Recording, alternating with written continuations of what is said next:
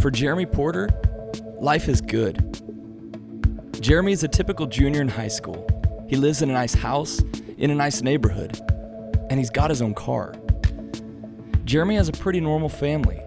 His dad likes his job, and apparently is really skilled at getting people to buy stuff. His mom stays at home, dealing mostly with his little sister, who he affectionately calls Little Drama. She's in 8th grade. And of course, there's Lefty, the furriest member of the family.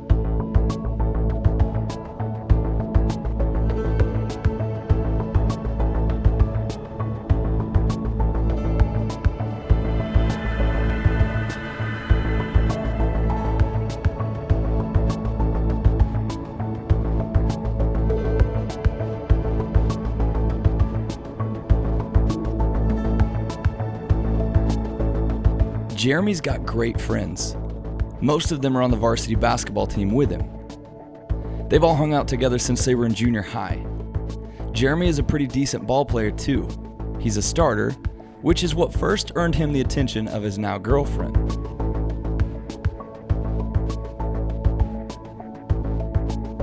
Yeah, life's pretty great right now.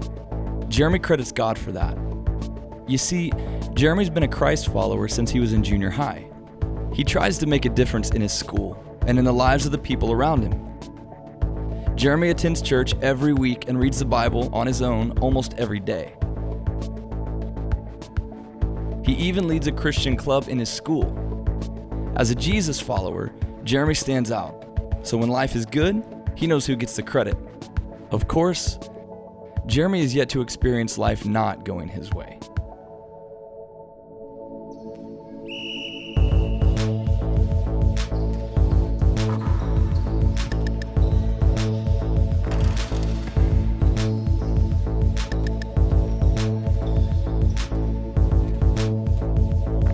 Close by, two figures discuss Jeremy Porter.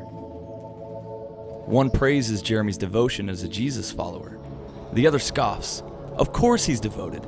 His life is amazing. What if all the good in his life was suddenly taken away? Do you think he would still love you? Still follow you with all his heart? Allow me to mess with his life, and he'll be cursing your name before you know it. So the two figures made a bet. Jeremy Porter was about to experience more pain and difficulty than he could possibly imagine. But the first one believed he would come through it all, stronger than ever. So it began that afternoon.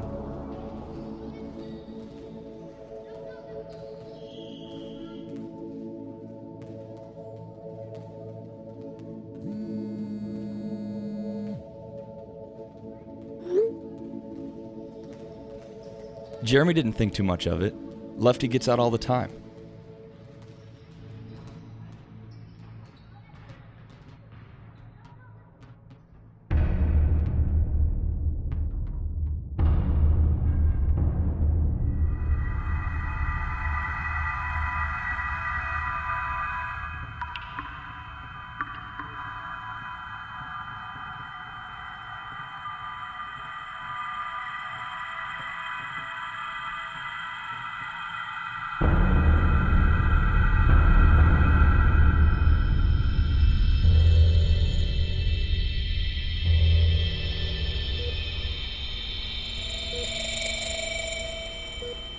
This had never happened to Jeremy before.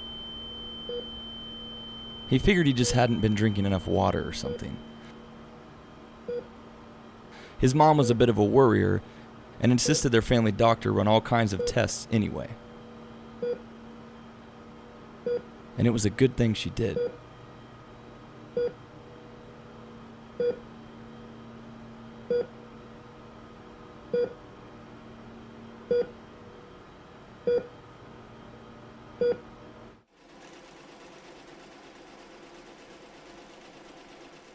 Several days later, Jeremy treated the whole passing out thing as just a fluke. As far as he was concerned, there was nothing to worry about. His life was still good, except they still had no idea where Lefty was. But then he got a call from his mom. He could tell she was crying. Something was definitely wrong. He just wasn't sure what. "You need to come home, honey," his mom said. Jeremy had practiced, but his mom sounded really serious. "What is it, Mom?" he asked. "Just come home first." Now Jeremy was really getting nervous. "Mom, can't it wait till after practice?" "No. Just come home. We'll talk when you get here." Jeremy finally agreed. He told his coach he couldn't make practice today and headed home.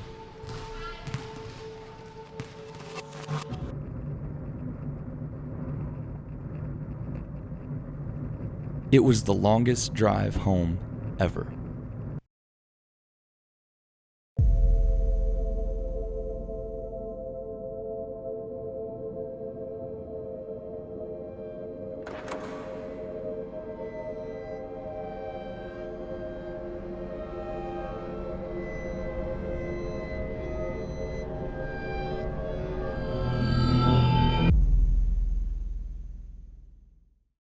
So when was the last time something in your life just caught you completely off guard? You faced something that you just didn't expect. And maybe it even made life for you pretty crazy. Well, no matter how chaotic or rough that situation was, or perhaps currently is for you, do you know what the scariest thing about these situations are? They leave us out of control. And just think about 2020. So much has been out of our control. Where will my school meet, online or in person? Will my sport get canceled? Can I hang with my friends? Can I leave my house? Yes, you have to wear your mask. And no, Chick-fil-A still won't let me inside to eat my chicken strips and waffle fries with extra sweet and spicy sriracha. Don't knock it till you try it.